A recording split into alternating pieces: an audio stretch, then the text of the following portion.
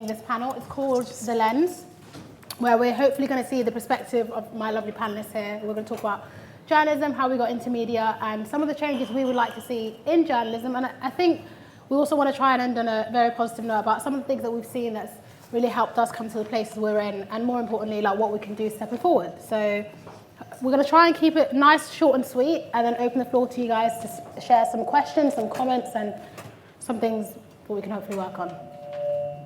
There's an echo. Never mind. Anyway, so my name is Fadumo. I am a journalist at Sky Sports News. It's feedback, isn't it? Yeah, it's feedback. It's making me comfortable.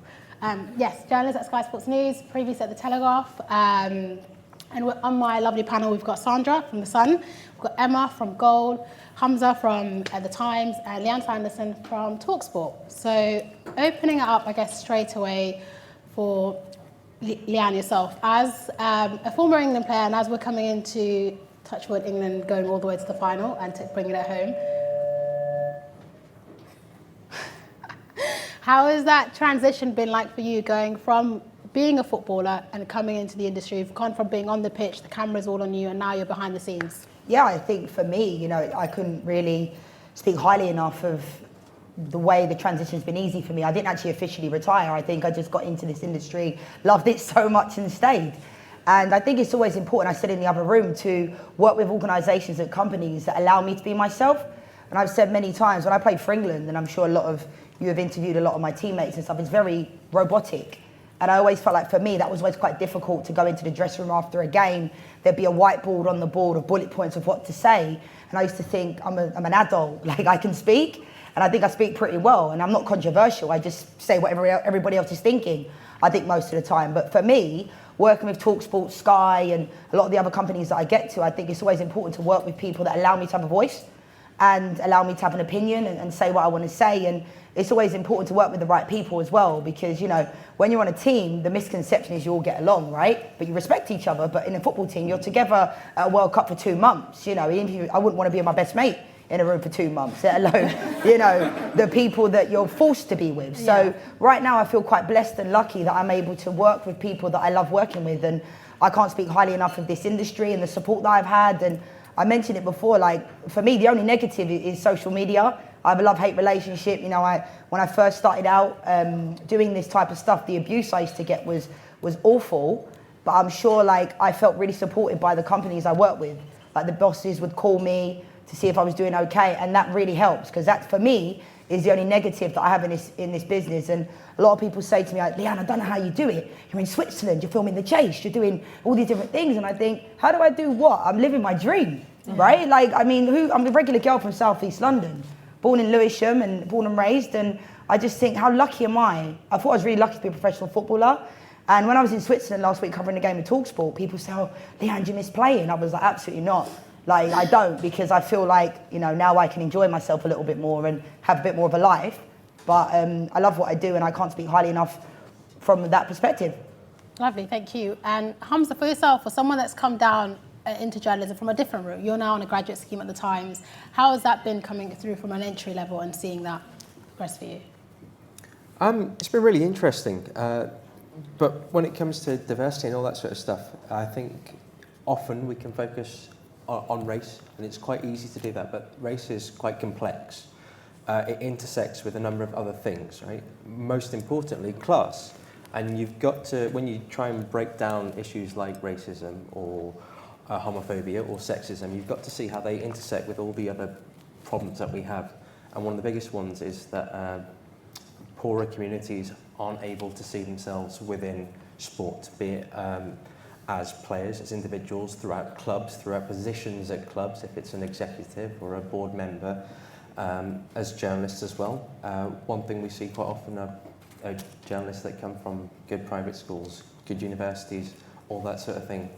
And what we have now, we've got the graduate scheme, we have apprenticeship schemes, but the idea is that you're able to use these sort of schemes and then build upon them to create pathways so that people from all backgrounds, irrespective of their race, irrespective of their class as well, because it's really important that we focus on this.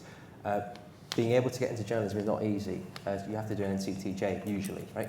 That costs money. if you can't get a loan, how do you do that? If you're trying to get work experience in London, how do you do that? Because it's really expensive to be here. You have to make sure that when people are doing their work experience, they're paid properly. They're given a good, solid wage. You have to make sure that when they have a full-time job, they're given proper wages again, so they can look after not just themselves, but if they have responsibilities with their families, if they have siblings to look after, if they're a carer, all these sort of things, because these elements make better journalists. I think the most interesting people we've ever sort of spoken to are the ones that are always well-travelled, the people that go around the world and have a million different experiences, the people that you always want to sit next to, and the room feels emptier when they're not there. These are the people that you need in journalism because they tell better stories. They understand people better. They're able to really reach into sport and understand it for what it is, because often people see sport as entertainment. It's not. It's as cultural as anything else in a newspaper. In fact, it's probably more cultural than the arts section because it applies to everyone. People invest themselves into sport. They see themselves.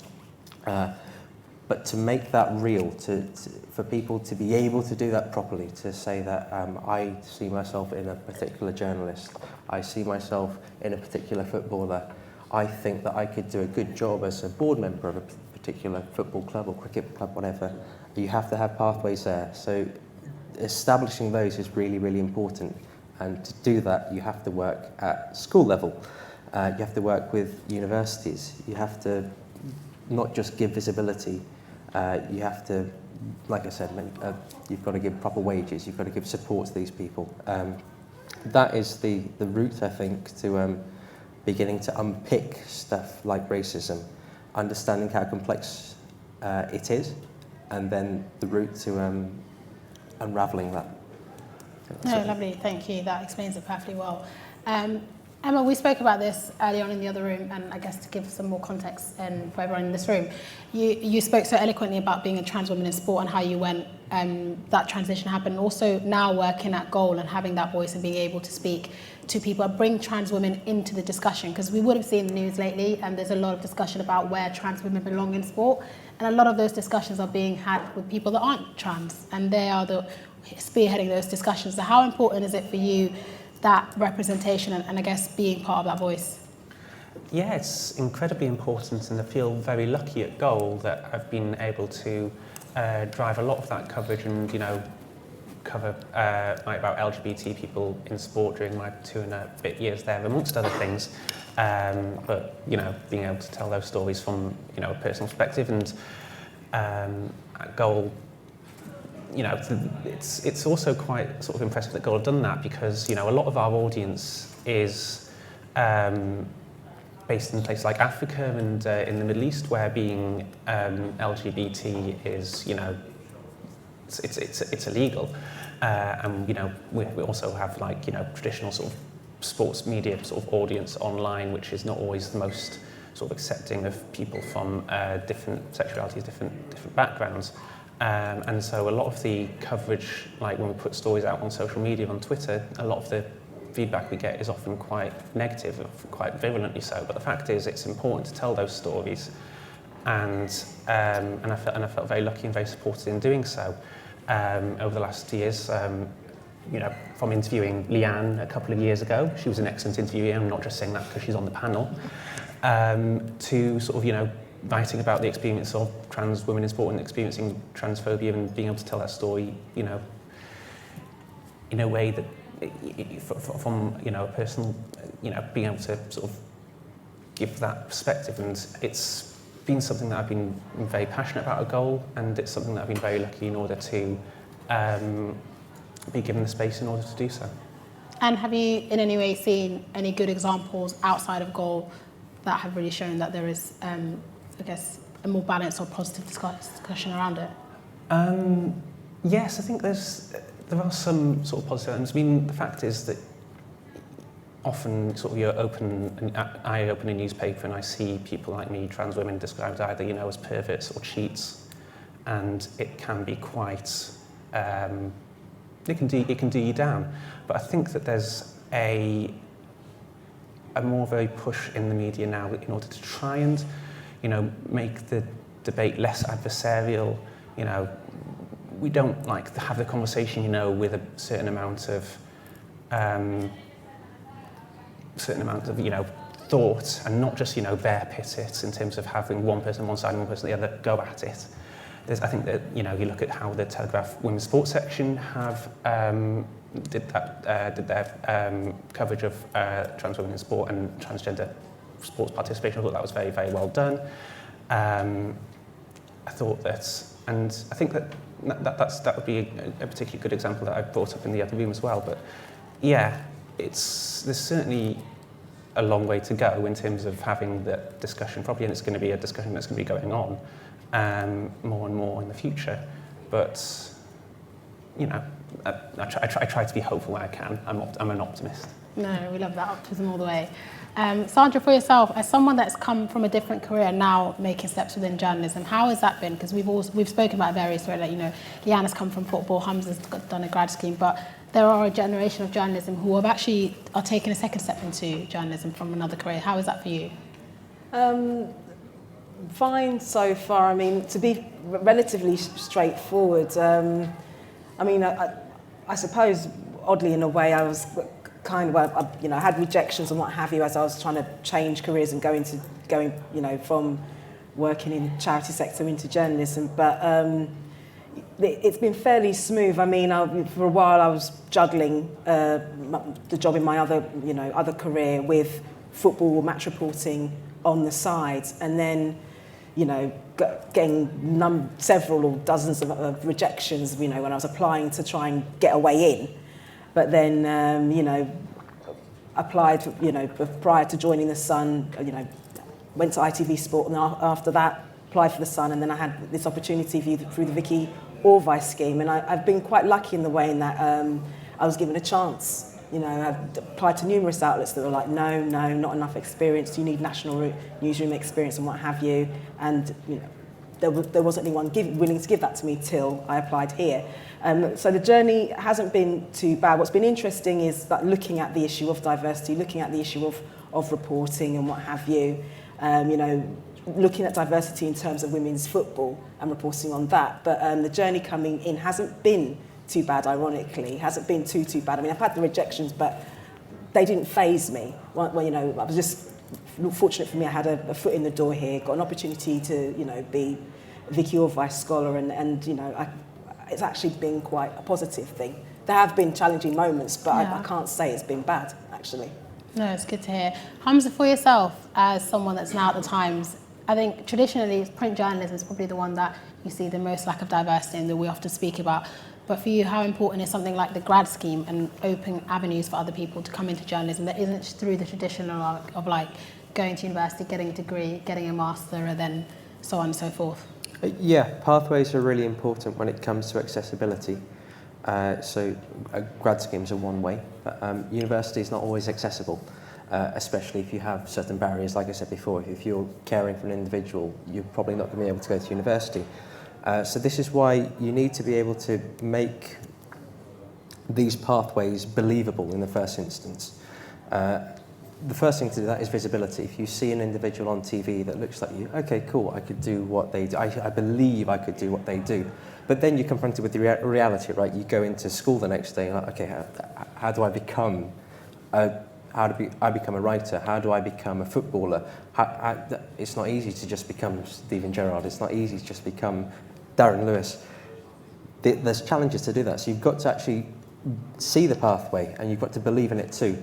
And that's where we come into this. We have the agency to actually set up these pathways and make them believable. We can go into schools, and just by talking to children there, you can show them that what is possible, and you can give them the route. You can say, this is what you need to do. You need to start writing, for example. We will share that stuff regularly. If you see something good from a good writer, we all have the capacity to share it online. You can retweet it or put a link to their blog, and that sort of stuff sets the ball rolling, and it makes a world that is formerly, well, that they believe or that we know is inaccessible, far more accessible. So you have to do that at the local level. You have to go to schools, you have to go to universities, you have to work with people, you have to create schemes that are not just built around problematic institutions, like I said, like university or private schools. You have to make this far more accessible, and that is our challenge more than anything. And that's where we can begin to unpick stuff like racism and so on. Is that what you're... Yeah, no, perfect. I think it kind of follows on to my point with Lianne. Now that you're in TalkSport, I know pathways have been massively important for you internally, because I think we talk a lot about the pathways to get into an organisation, but it's almost, you'll see it a lot, different various organisations. You'll see a lot of people at entry level from different various, I think, backgrounds, loads of experience, but it doesn't always filter to the top. So how important are those pathways internally? Yeah, definitely. I think the fact that it was offered to me to be able to learn from people like Sarah Collins, Will Gavin, that work on TalkSport 2 as well, that I was thinking, you know, I'm just a former ex-footballer that happens to be decent at being a pundit, but I don't know all the answers. You know, I like to be told by people that have been in this line of work for 30 plus years, and I'm open to learning. And I think the fact that I was able to do my own show on TalkSport 2 allows me to then kind of get that help. And they're telling me, I said this in the other room, might say things like, Lianne, you need to speak slower. It's difficult for me to do because I speak very fast. So, you know, things like that, why wouldn't you? I know some people might think, ex-footballers might turn around and say, well, why do I need to do that? But why wouldn't I? Why wouldn't I learn from people that have been in the industry, from producers and directors that have been in the industry for so many years that can help me be a better broadcaster? And I think it's really helped me have more confidence. I'm a pretty confident person anyway, but when you're on air doing your own show, it's completely different to being a guest on a show, giving your opinion. You've got to go in and out of breaks, something that, you know, I had to work on, and I'm open to it. So I think that the fact that that was there for me to do has really helped me be a better broadcaster, and I'm always open to learning. I'm a bit like a sponge. Yeah, I guess as those pathways existed both internally and externally to help people get into journalism, but also keep them there for the long run, because a big part of the discussions we've had earlier on in the other room were that people are leaving, especially people from ethnic minority background, are leaving journalism at a quicker rate than they're coming in. So I guess for you, Sandra, someone that's come into journalism, how do you see that changing when you go forward, and what other positive examples have you seen that can help people from diverse backgrounds come into journalism? Well, definitely, I mean, the access schemes, I know they're for limited numbers, but those access schemes, they help. But then also, I mean, I think someone mentioned it in the room about trying to make sure there's a link between whether it's university or the higher education, you know, bodies and the news outlets, making sure that, you know, that link is there in place, offering like a route for, you know, a young person or anyone who wants to get into journalism, who's studying whether it's further education or a university. I think there's also something about not necessarily following that route of going through university. I think there's a lot more to be said about people just going on apprenticeships. Not obviously young people, but then if they're, you know, there are some places that do adult apprenticeships as well for career changes. And I think that's something that's important. So for a younger person, for example, rather than following that route of, you know, secondary school, you know, the A-levels or whatever it's called now, I know it's different, and then, you know, degree, and then, you know, maybe you might go to City University or what have you, and then you're into an outlet. There's something about maybe just, if you can, and if you're game for it, cutting out university altogether, just getting the apprenticeship in the place of work. I mean, one old former colleague of mine I used to work with, she didn't bother with university at all. She did quite well at school. She just cut that out and went straight into the apprenticeship, and now she's fully qualified. And I mean, wouldn't surprise me if in, like, say, 5 years' time, she's going to be head of news because she's getting ahead of everyone else. So there's something about, you don't necessarily have to follow that traditional route of university. If there's a means for you to go via an apprenticeship, and also if you've got, you know, whether a place of employment or will support you, then follow that route. Yeah, definitely. I think adding on to that, like being somewhere like BComs and being part of something like D-Word, mentorship, I think, is definitely something that's been really important to all of us. So who've been like key mentors that helped you or continue to help you within journalism to kind of see those steps ahead? So, you know, like for you, Hamzah, to get to the top and you can become a Darren News or Harry Winters, like what are those mentors doing to help you? Well, this is interesting. So I've had a number of mentors because I was partnered with the JDF, thankfully, and they paid for my my NCTJ. Ada Matartney was the first that I had, and and he was really, really supportive. What he was able to do, I was able to send him work, I sent him ideas, and he just gave me feedback. And this is something that I think is, I'm going to expand on this because this is what makes it accessible, right? This is what makes people believe that they can do the job.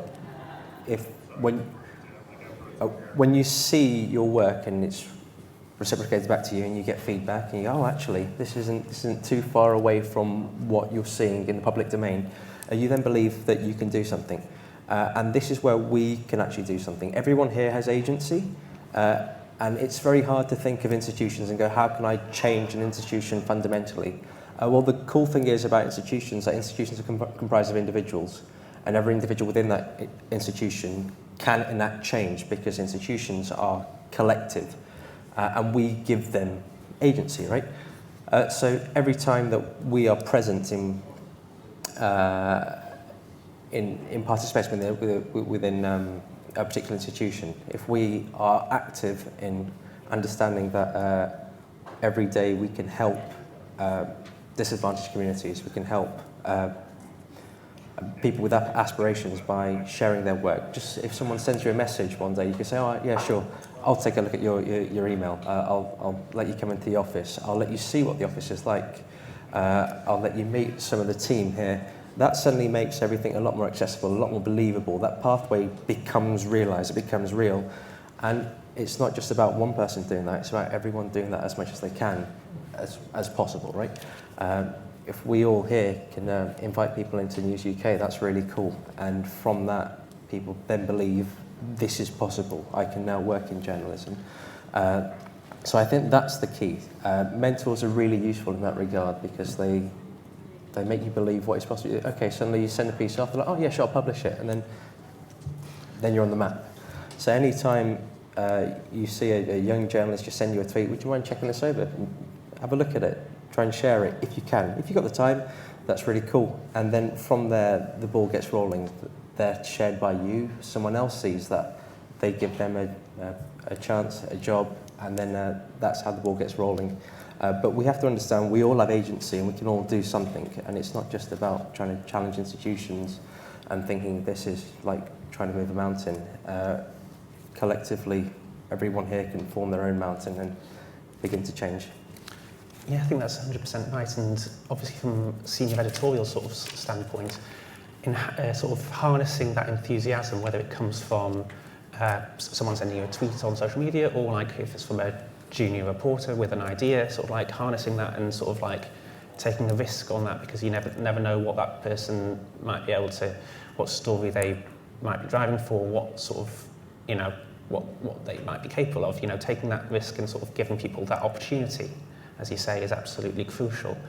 Yeah, the fact is that so many people want to be sports journalists. People like love writing about sport, both within, you know, within the media industry and outside, and sort of harnessing that enthusiasm and, you know, using it to enhance your outlets, whether it's a website or a newspaper, whatever. It's about taking that risk and sort of, you know, pursuing the and using people's enthusiasm for your own good. And I think that that's something that you're 100% right in terms of mentors and senior editors sort of using that and pushing that, and that's how news outlets can find diversity and can find different ways of covering stories by, you know, taking that enthusiasm and going with it. Yeah, definitely. I think we spoke about this earlier on, Lianne, is almost now that you work in women's football and men's football, how has that transition been? Because I think it's sometimes almost like if you're a woman that works in sports, it's like a goldmine for a lot of editors. They'll be like, this is great, we can send it to all the women's sporting events in the world, they should have a great time, but sometimes that's not necessarily your interest. I know for you, you're a massive United fan. Yeah, I know, still am. Me too, it's sad. It's not doing well for us. But how has that transition been, and not letting, I guess, people pigeonhole you into women's football and into, I guess, being an England correspondent as such? Yeah, I think I was quite lucky because I feel like, for me, I sometimes don't really like working in women's football as such, because obviously I used to play and on a pretty traumatic time with the national team and things like that sometimes still hurt me. But I'm happy to be covering the whole tournament for TalkSport. We're going up to Manchester tomorrow, so I'm super excited for that. But I think sometimes, I mentioned it in the other room, it goes back to confidence, because I think there's people that have come before me, you know, Claire Balding, Sue Barker, Gabby Logan, you know, the list of Jackie Oatley. There's people, Jackie Oatley was the first ever, you know, commentator on Match of the Day. That was 20 years ago now. So there's a lot of people that have come before me that have allowed me to have that platform to have what I have now. And it isn't easy sometimes when you walk into a green room. And when I first started doing this, and there's a lot of former footballers that look at you as if to say, what does she know? It's a feeling you get. But again, people have to realise when you're good at what you do, you will get found out if you don't prep. I know I have to prep more than a male ex-pundit or ex-player, because if I say someone's name wrong, it's going to be everywhere. I've sat next to people that have said names wrong, nothing happens. I'll say something, so Ian Wright did an article about it a few months ago, and he said people like myself, Alex Scott, Karen Connick, we have to almost work harder. That's not saying we work harder than the men, but I think that's the reality anyway. But you almost have to, every single word that you say is being hung upon. So you almost have to go that above and beyond, but it makes me, I guess, a better broadcaster having to do that. But like I said, I think fortunately for me, and a lot of the guys that I work with in this room, like Hugh Wozencroft, like a lot of people, I love working with them. They're open to me and they're open to my opinion, and I think that's also important. But I think going back to mentors of what we were talking about before, for someone that's been a massive mentor for me, people would never even dream of, is Eamon Holmes.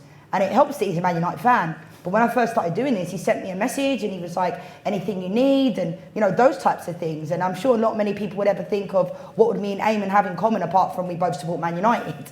But people like that, help me, because it's the same as why does a singer need a vocal coach? Just because I'm a broadcaster doesn't mean I know everything and I think I'm perfect. I'm always open to learning, and I think it's helpful for myself to have someone like Eamon on the other end of the phone that I can contact whenever I need to about it, and he'll give me feedback, and I think other people supporting what I do really helps me. Yeah, I think it's almost like, when you bring people in from different backgrounds into an organisation, it's almost as if they're the answer to all your problems. But sometimes the people that you bring in are very new into what they're doing. They're still learning, so that pressure can sometimes be overwhelming at times. So having that mentorship or having that support, whether that's someone, again for Eamon, for you, who also supports Manchester United, is good. Or even internally making those colleagues and making those connections, definitely been something that's been an aid for all of us, I'd say. For you, Sandra, what's been, I guess, a highlight, or you'd say a moment that you've kind of been, what, this is great, like I can see myself doing this? I'd say, we're talking about, diversity in media. Just for me, just when I first started at the Sun, started doing the WSL stuff, I think, we've been doing it for a few seasons, but beginning of this season, I think it was, just speaking to Hope Powell and just hearing some of what she had to say about diversity issues in terms of football in general, and just that for me it was good to do that. It was good to hear, okay, she's interviewed on media, but she doesn't work within media. She's a former England football manager. She's a Brighton manager, works in the WSL. But just having that opportunity to speak to someone and hear her thoughts on diversity issues in football, what she would like to see done, what she'd like to see done at, for example, grassroots levels, that for me was quite, I enjoyed that. And I think for me, it's about using the time that I've got here to try and, push out certain issues where possible. I mean, Emma talks about a goal wanting to, take some, not wanting to be pigeonholed, but wanting to use opportunities to highlight things that do repeatedly need to be talked about, repeatedly need to be put to the forefront. So it's not just constantly brushed under the carpet and then 5 years down the line, here we are again. Yeah. So for that was important for me.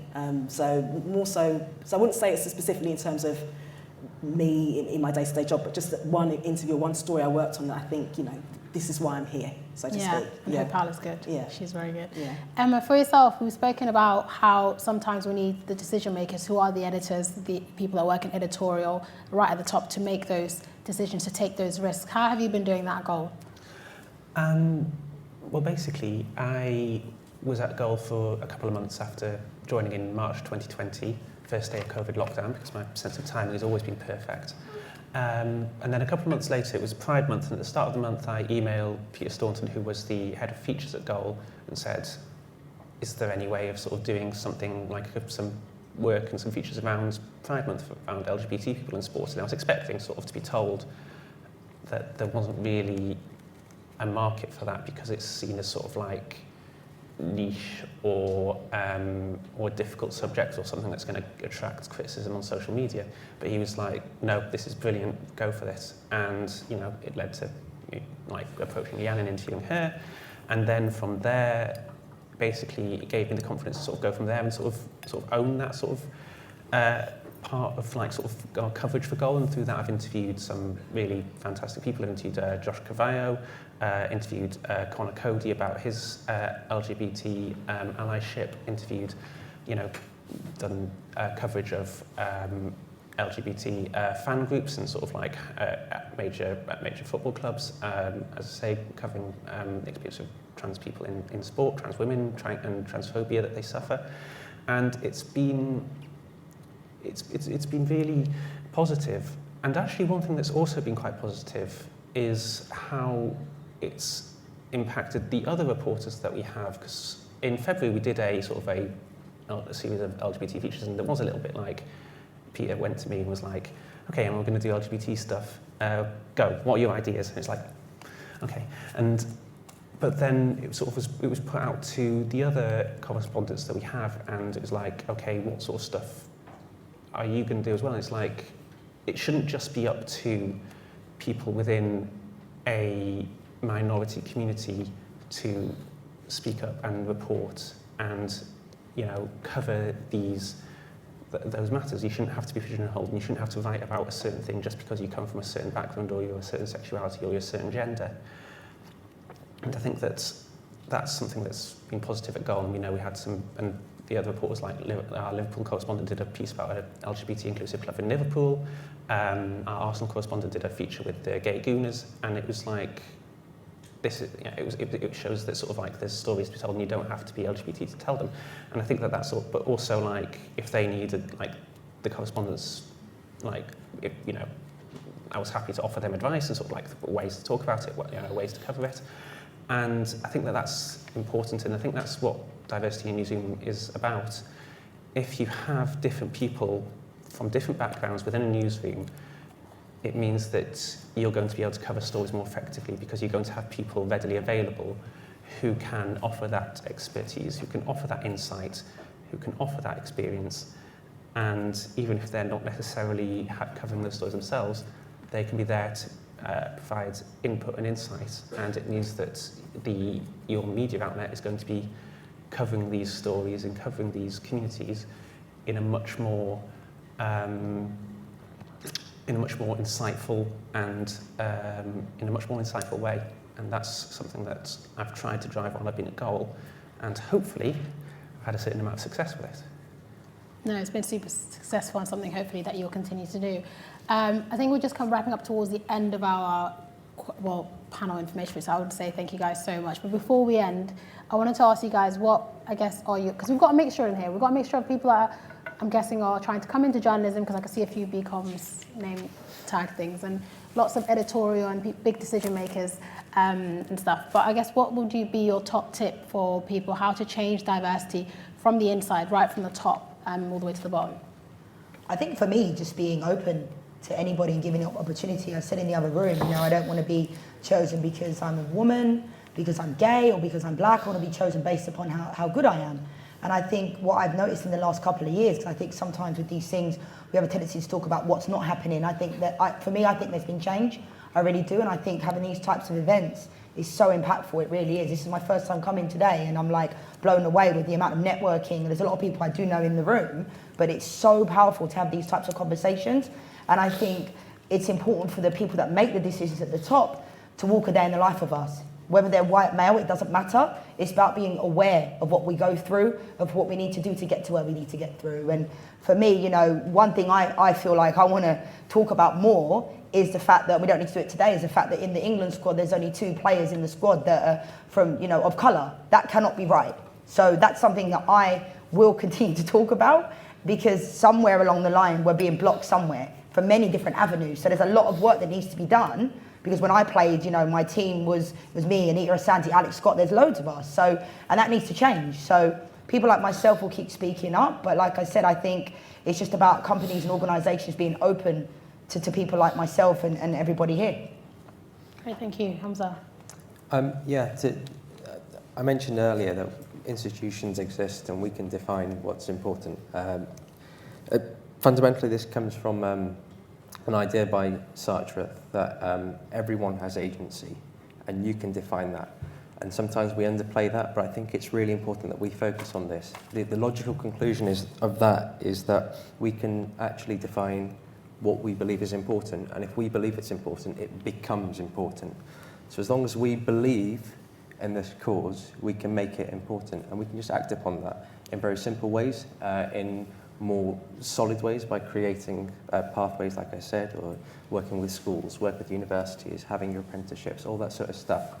But as long as we are present of this, and whenever we see a problem, we go out to bat fiercely for what we believe in, and we do that regularly, then you can begin to move institutions, because we form part of an institution and we can change that. And it's easy to lose faith, but institutions are nebulous. They're not real. We give them agency. So as long as we keep fighting for what we believe in, we can begin to change that. Lovely, thank you. I can't quote Sartre, but I can, give hopefully a You decent got to top point. that, Emma, come on. Yeah, I did do philosophy A level. I got a D.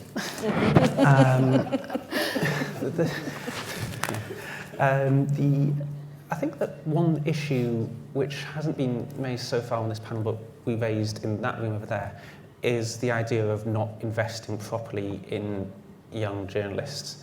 There was a survey done by Save the Student, which was put in an article from journalism.co.uk, which said that the average salary for journalism graduates is between £15,000 and £25,000, which frankly is not going to get the best and brightest. If you're coming out of university and you're looking for a job, and you're an aspiring journalist and you're looking at jobs, but they're only going to pay you £18,000 a year and going to require you to move to London or halfway across the country to take them, you're not going to take it. And that's how, media loses out on the best possible young journalists. And, it also stops people from, working class backgrounds. It stops people who might have dependents. It might stop people who have young families. You're closing off the opportunity to have a more diverse and interesting and varied newsroom and talented newsroom, because you're not investing enough money and you're not paying people enough, frankly. So if there's one thing that I would like to see, it's young journalists, it's graduate journalists being paid better, frankly, because otherwise you're going to lose out on the best talent available. That's true, I agree. Sandra? Well, definitely more forums like this, and maybe something about, you got beacons, but then the news outlets or media companies then trying to link with other organisations. So if there are, if you're looking at your newsroom and you're thinking, well, there's a particular group that's not here, that's not fully representative, beyond beacons, where are they? Where can we, where can we find them? And looking beyond universities, maybe just broadening things out a bit more than being, just looking at university students. I mean, I think there's something about more apprenticeship schemes, I think, and maybe providing people who, they might, with better opportunities to get into these jobs through apprenticeships, rather than just, you have to be a graduate and what have you, you have to have a certain degree and what have you, just finding those ways in, to people from backgrounds who are not necessarily represented in the newsrooms. But I think definitely also just continuing to have more conversations, more uncomfortable conversations, and just being open about the issues of why is this particular group not here, or if they are here, why are we not retaining them if they're leaving quickly? So I just think there's more of that needs to happen. Yeah, no, definitely, I agree. And I think just to add to all of that, I think the biggest thing that we can all collectively agree with is that we just need to give more opportunity for people to come into this industry, regardless of where they've come from. The avenues don't need to come from a single path. Like, university isn't always the answer for people to get here, and it's not through who you know. And we definitely promote and encourage people to sign up to networks like BComs, where like I don't know, I've made a lot of friends, and a lot of my network has come from places like here where I've gotten tips on how to do interviews and how to pitch things and kind of seeing the next step. And I almost feel like we're kind of just preaching to the wrong choir, like in the sense that you guys all get it because you're here, you get it. You've either helped people come here or you've taken time out of your day, but essentially just go and tell your colleagues, tell your editors, because they're the people that really need to be in this room, and they're the ones who really need to see that when you do create pathways, you've got stories of success, and you've got eager young people who are in this room who want to be given a chance at being part of the best, and who've got bright ideas. So yeah, that's definitely what I would probably add to that. But thank you guys so much. It's been a very informative discussion, so thank you. Yeah, and I just want to open up to the floor. If there's any questions for our amazing panelists, please keep them short and sweet, because we want to try and get through as many as possible with a hand up type of thing, because I can't actually see that far. Grace, can you very, okay. Hi. Yeah, so I want to ask about that, guarding against. I want to ask about guarding against nepotism, because obviously if you look at the people who make decisions in newsrooms or within radio stations or TV productions, they look a certain way, that's reflected in the people that they employ. As we begin to infiltrate that and we see people from more diverse backgrounds become decision makers, how do we ensure that the jobs that people are given, the opportunities that people are given are based on merit as opposed to what we look like or the backgrounds that we are or the sexualities of the people that they're given jobs to? How do we make sure that we are getting the best and the brightest people being given those jobs going forward? I'll ask that to Sandra. Well, yeah, I mean, if there is a kind of, I think just being open about it, if there is a kind of thing of, like you say, nepotism going on, you know, jobs for the friends or jobs for the, you know, my best friend's nephew or whatever, that just I think being open about it and just those in there tackling it head on, even those who are newer in there, if I was to see something like that going on, I'd have to address it. You can't just brush it or sweep it under the carpet. But then also, I think, I mean, for me, I'd have to say, as I said before, I've been kind of fortunate, I think, in terms of I applied, I got an interview, I got the job. I'd like to think, okay, this is not necessarily a tick box. This is not a tick box exercise. I'm getting this because I have the experience. I've done my graft, and I'm here because of what I can do. So I think it's the responsibility of the organisation to guard against nepotism, to be very open and honest about that, to have uncomfortable conversations about that, and to use forums like this to address this. So if there is some of that going on, using places like this to tackle that, and then also just being open about it, you know, internally being genuine about it, and just, you can't have this. You bring people in on merit, on skill, regardless of what their ethnicity is or their background is or their, you know, sexuality is or whatever identity facet. If you can do the job, you should be there regardless of who you are. Yeah.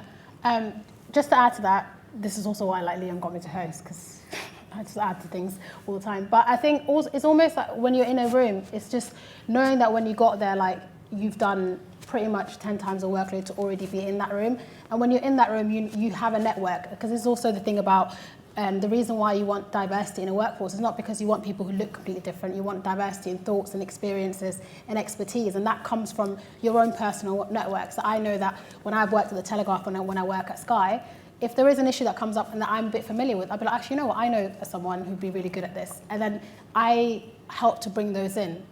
So it's kind of using that space when you're in there, which I know can be quite difficult when you first start somewhere, but you kind of just want to come in there and just try and do exactly what you've seen before. You know, if you can pass that across to someone instead of waiting 5 or 6 years down the line where you feel like, well, now I'm an editor, now I can make these choices. In that time, you might have lost those connections, or those connections might have chosen to do something else. So you can probably be really impactful from the inside and from the get-go of being somewhere. So I'd definitely say, like, don't diminish your role or whatever it is you're doing, because you have a lot more influence than you believe.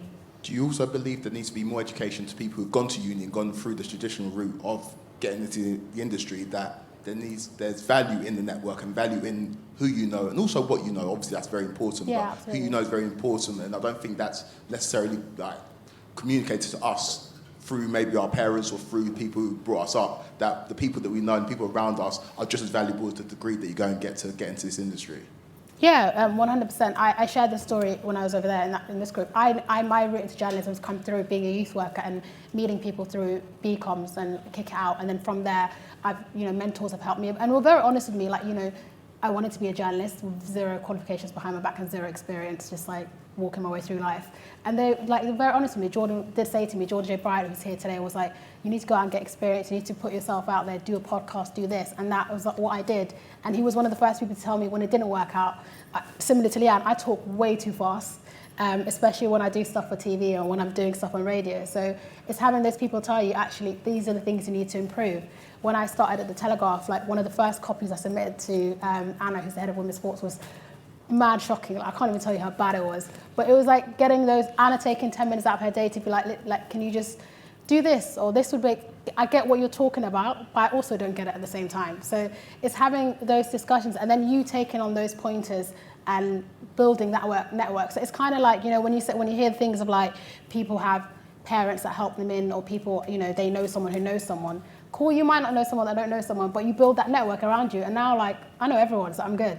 And then as a result, I'll tell everyone for everyone. So yeah, that's kind of what I'd say. But that question wasn't for me. That was like, that's why I'm hosting, because I talk too much. But anyone else want to add to that, feel free to do so.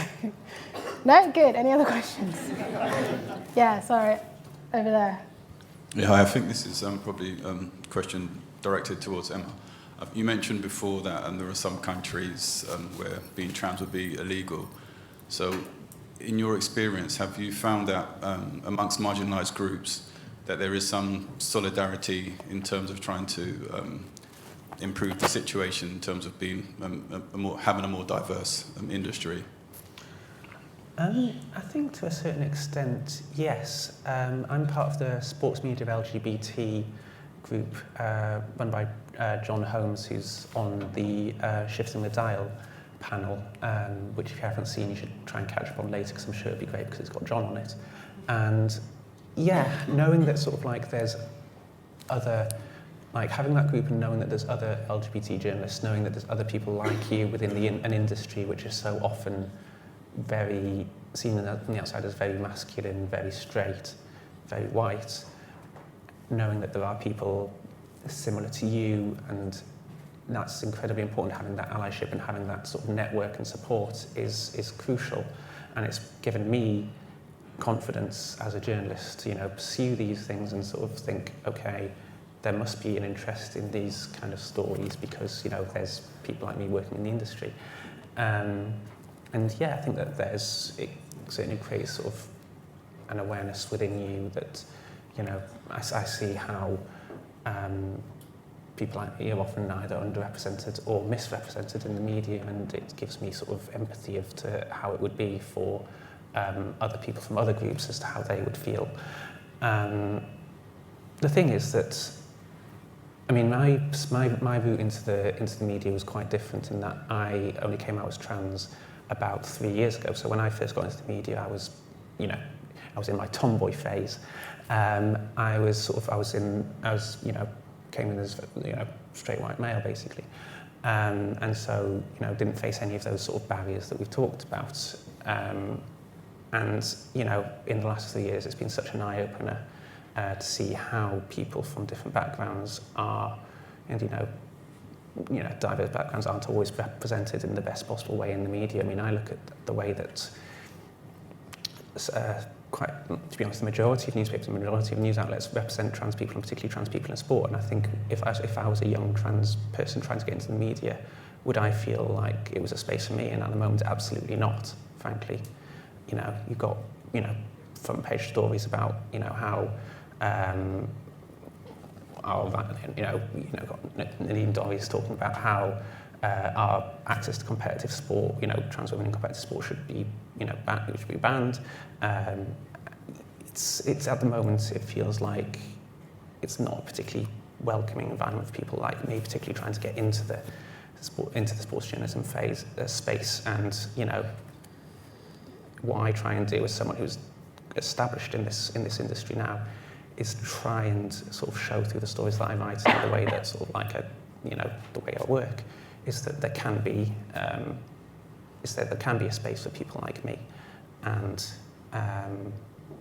I certainly think that that's can be sort of replicated across all sorts of backgrounds, and if you have to sort of give people a fair shot, cover stories from all sorts of angles, different people, and that make the media a stronger place and a more welcoming place. Lovely, thank you. Oh, we're good. Sorry, no more questions. I've been told off. But we're around, so if you guys have any questions, just come and speak to us individually. But I just want to give a massive round of applause for our panel for being so amazing. And thank you guys. Thank you guys so much for being here. Again, like I said, we're preaching to the choir, so go and tell your colleagues, go and tell your friends, because they need to be here next year. Thank you.